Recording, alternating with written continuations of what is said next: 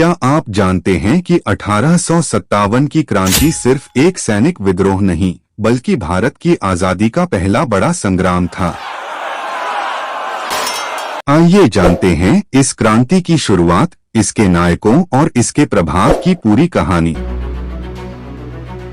साल 1857 जब भारत पर ब्रिटिश ईस्ट इंडिया कंपनी का शासन था।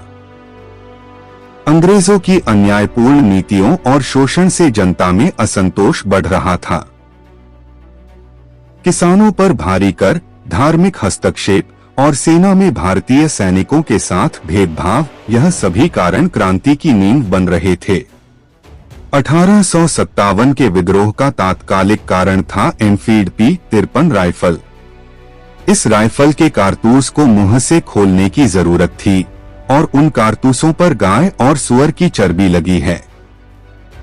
हिंदू और मुस्लिम सैनिकों के लिए यह धार्मिक अपमान था।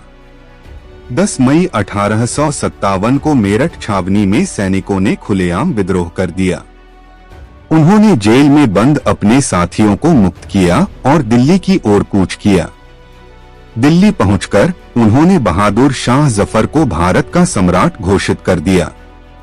यह विद्रोह तेजी से कानपुर, झांसी, अवध और बिहार जैसे क्षेत्रों में फैल गया। हालांकि 1857 की क्रांति में पूरे भारत देश की जनता ने पूरा सहयोग दिया और ब्रिटिश सरकार की नींव तक हिला दी। तो लिए दोस्तों, आज हम जानते हैं भारत के ऐसे ही वीर सपूतों और वीरांगनाओं के बारे में जिन्होंने 1857 की क्रांति में अहम भूमिका निभाई। मंगल पांडे बैरकपुर में 29 मार्च 1857 को मंगल पांडे ने अंग्रेजों पर हमला किया, जिसे भारत में स्वतंत्रता का पहला बिगुल माना जाता है।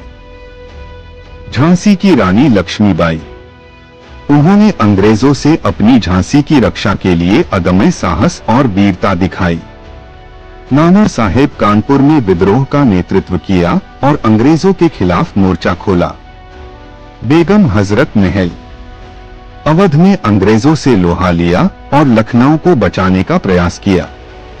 कानपुर में नाना साहेब और तात्या टोपे ने अंग्रेजों को कड़ी चुनौती दी थी और वहीं से अंग्रेजों के पांव डगमगा गए।